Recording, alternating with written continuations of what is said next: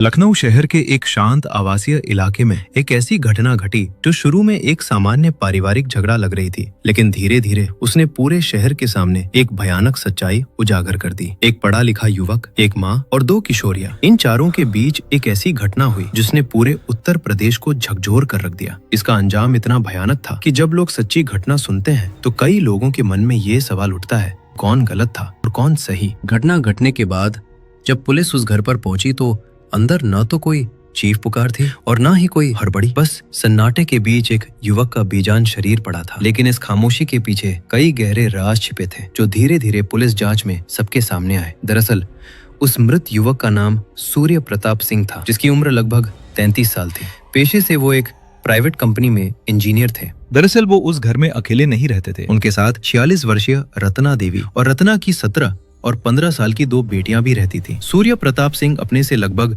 16 साल बड़ी रत्ना के साथ रिश्ते में थे। दरअसल सूर्य प्रताप का परिवार उनका यह रिश्ता कभी नहीं मानना चाहता था, इसीलिए वे लखनऊ के ग्रीन सिटी सलार जंग इलाके में एक घर में लिव इन रिलेशनशिप में रह रहे थे। जिस घर में वे रहते थे उसकी जमीन भले ही सूर्य प्रताप के नाम पर थी, लेकिन घर बनाने का सारा पैसा रत्ना देवी ने दिया था। वे कानूनी रूप से विवाहित नहीं थे, लेकिन एक साथ रह रहे थे, जिसे आमतौर पर लिव इन रिलेशनशिप कहा जाता है। बाहर से देखने पर इस परिवार में किसी तरह की कोई असामान्य बात नजर नहीं आती थी, लेकिन हकीकत में हालात बिल्कुल अलग थे। 8 दिसंबर 2025 की तड़के रत्ना देवी ने लखनऊ पुलिस के टोल फ्री नंबर पर फोन कर ये सूचना दी कि उसने अपने ही घर में अपने live in partner Surya Pratap Singh की एक धारदार हथियार से हत्या कर दी है। फोन पर ऐसी बात सुनते ही ड्यूटी पर मौजूद पुलिस अधिकारी को ये बयान काफी अजीब लगा। इसी वजह से उन्होंने रत्ना देवी से पूरी घटना दोबारा विस्तार से बताने को कहा। रत्ना देवी ने बिल्कुल वही बात फिर से दोहराई। उसने बताया कि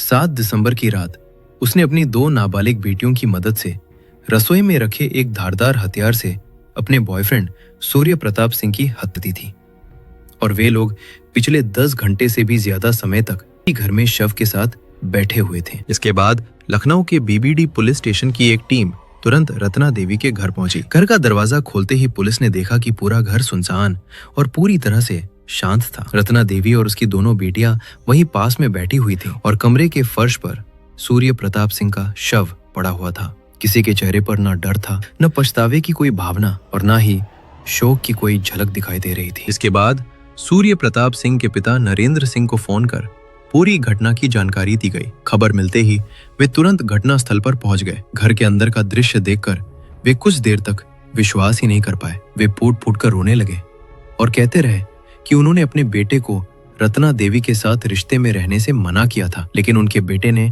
उनसे झूठ बोला था। उसने कहा था कि अब उसका रत्ना देवी से कोई संबंध नहीं है और परिवार वाले उसकी शादी के लिए लड़की भी तलाश रहे। नरेंद्र सिंह ने पुलिस अधिकारियों को बताया कि उनके बेटे की बेरहमी से हत्या की गई है, जबकि उसी बेटे की कमाई के मोटे पैसों से रत्ना देवी और उसकी बेटियां ऐशो आराम की जिंदगी जी रही थीं। उन्होंने ये भी बताया कि घटना से ठीक एक दिन पहले भी सूर्य प्रताप सिंह ने अपने पिता को पैसे भेजे थे। इसके बाद सूर्य प्रताप सिंह के शव को पोस्टमार्टम के लिए अस्पताल भेज दिया गया और रत्ना देवी तथा उसकी दोनों किशोर बेटियों को पुलिस कार्रवाई के लिए थाने ले जाया गया। शायद अब तक आप लोग काफी हद तक अंदाजा लगा चुके हो, लेकिन अभी भी सही वजह साफ नहीं हुई होगी कि आखिर सूर्य प्रताप के साथ माँ और बेटियों ने मिलकर कितना निर्मम कदम क्यों उठाया।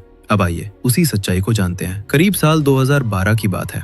उस समय सूर्य प्रताप सिंह पॉलिटेक्निक के छात्र थे।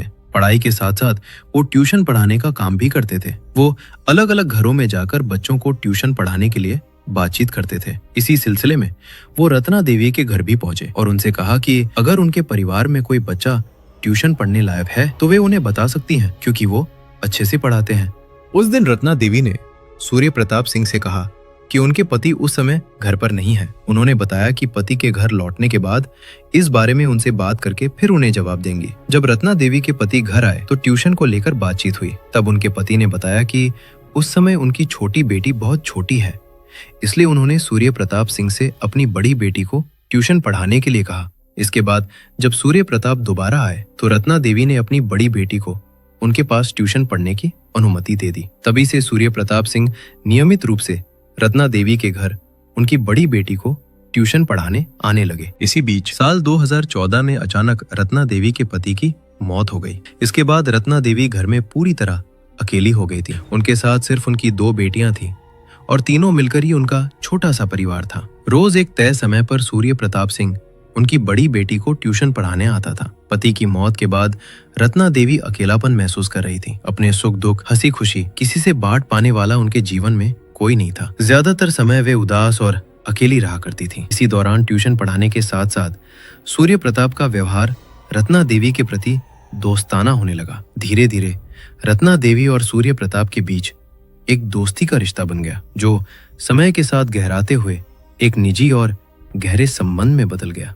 समय ऐसे ही गुजरता रहा। रत्ना देवी के घर में 2 छोटी बेटियां थीं और उनके पति का निधन हो चुका था। इसी वजह से सूर्य के पिता नरेंद्र सिंह ने उसे साफ तौर पर मना किया कि वो रत्ना देवी के घर न जाया करे। उनका कहना था कि आसपास के पड़ोसी इस रिश्ते को लेकर तरह तरह की बातें कर रहे हैं। लेकिन कुछ समय बाद सूर्य ने अपने परिवार को बता दिया कि उसका रत्ना देवी के साथ रिश्ता बन चुका है। ये सुनकर सूर्य का परिवार इस रिश्ते को कभी स्वीकार नहीं कर पाया, क्योंकि रत्ना देवी की 2 बेटियां थीं और इसके अलावा वो सूर्य से करीब 16 साल से भी ज्यादा उम्र में बड़ी थीं। सूर्य प्रताप सिंह ने गुपचुप तरीके से रत्ना देवी के साथ लिव इन रिलेशनशिप में रहना शुरू कर दिया। समय के साथ साथ रत्ना देवी की दोनों बेटियां भी बड़ी होने लगीं।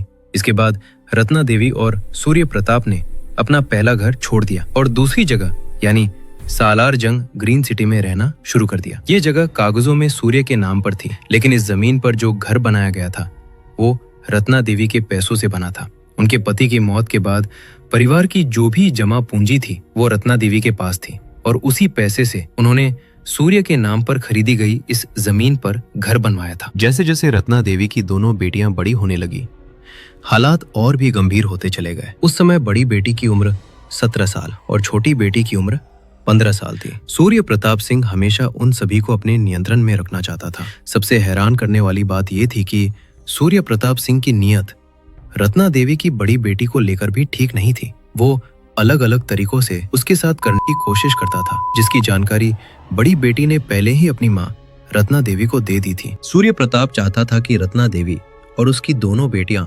हर काम उसे इजाजत लेकर करें, यहाँ तक कि मोबाइल फोन इस्तेमाल करने या सोशल मीडिया चलाने के लिए भी सूर्य सिंह की अनुमति लेना जरूरी था। हैरानी की बात यह थी कि समय के साथ उसका यह नियंत्रण करने वाला स्वभाव और बढ़ता चला गया, जिसकी वजह से उसने बड़ी बेटी को स्कूल जाना तक बंद कर दिया। कई महीनों तक वो स्कूल नहीं जा पाई। आखिरकार मजबूरी में घटना से कुछ ही दिन पहले रत्ना देवी ने अपनी बड़ी बेटी का दोबारा 12वीं कक्षा में दाखिला करवाया। जब भी पड़ोसी उनके घर के पास से गुजरते तो अक्सर घर के अंदर से झगड़े की आवाजें सुनाई देती थी। छोटी छोटी बातों को लेकर सूर्य प्रताप सिंह और रत्ना देवी के बीच अक्सर विवाद होता रहता था। इसी कारण रत्ना देवी के मन में यह विचार आने लगा कि जिस घर में वे रह रहे हैं उसे अपने नाम पर करवा लिया जाए। लेकिन सूर्य प्रताप सिंह इसके लिए तैयार नहीं हुआ, क्योंकि सूर्य प्रताप सिंह की नजर पहले से ही रत्ना देवी की बड़ी बेटी पर थी। इसलिए वाले दिन यानी 7 दिसंबर 2025 एक और गंभीर स्थिति पैदा हो गई। उस दिन सूर्य प्रताप सिंह ने रत्ना देवी की बड़ी बेटी के मोबाइल फोन में उसके एक लड़के दोस्त की तस्वीर देख ली।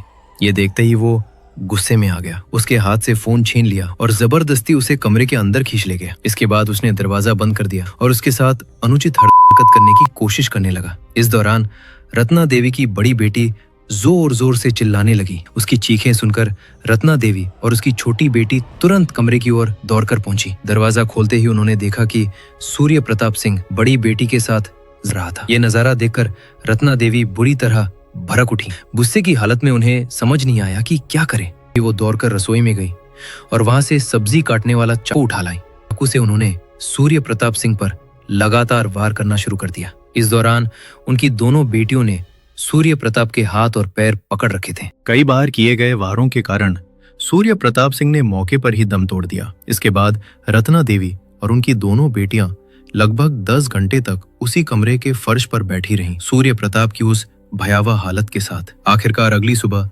रत्ना देवी ने पुलिस स्टेशन में फोन कर पूरी घटना की जानकारी दी। दूसरी ओर सूर्य प्रताप सिंह के परिवार का दावा है कि ये घटना पूर्व नियोजित भी हो सकती है और इसके पीछे कोई और उद्देश्य छिपा हो सकता है। इन दो विपरीत दावों के बीच फिलहाल जांच जारी है। सच्चाई आखिर किस तरफ है, इसका अंतिम फैसला अदालत ही करेगी, क्योंकि कानून के अनुसार क्या सही है और क्या गलत ये तय करने का अधिकार अदालत का ही होता है। लेकिन ये मामला हमें एक गंभीर सवाल के सामने खड़ा करता है। जब किसी रिश्ते में प्यार की जगह धीरे धीरे नियंत्रण और डर लेने लगते हैं तो वो रिश्ता कितना खतरनाक रूप ले सकता है। लखनऊ की ये घटना सिर्फ एक अपराध की कहानी नहीं है, बल्कि ये इंसान की मानसिक स्थिति, रिश्तों की सीमाएं और उन सीमाओं के टूटने के बाद क्या हो सकता है, उसकी एक कड़वी और कठोर सच्चाई को भी दिखाती है। कोई भी अपराध किसी भी हालत में सही नहीं ठहराया जा सकता। अगर कभी आप किसी तरह की परेशानी या खतरे की स्थिति में हो, तुरंत पुलिस प्रशासन की मदद लें। ये वीडियो केवल शिक्षा और जागरूकता के उद्देश्य से तैयार किया गया है। वीडियो में दी गई सभी जानकारियां इंटरनेट पर सार्वजनिक रूप से उपलब्ध स्रोतों पर आधारित है। वीडियो में इस्तेमाल की गई कुछ तस्वीरें AI द्वारा बनाई गई हैं, जिनका वास्तविक घटनाओं से कोई सीधा संबंध नहीं है, इसलिए कृपया किसी भी तरह की गलतफहमी में न पड़ें।